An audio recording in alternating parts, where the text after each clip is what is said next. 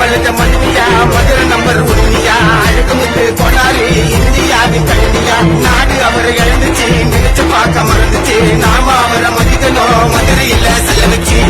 இதான் நிறைஞ்ச வர அழகுமுத்து கொண்டாரு நல்ல காரணத்தான் விரட்டி அடிக்க போனாரு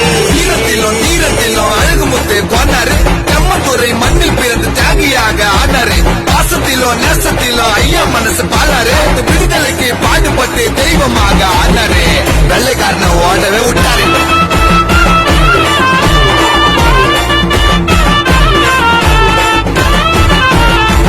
ஏழை ஜனங்க மேல காட்டினாரு பாசத்தை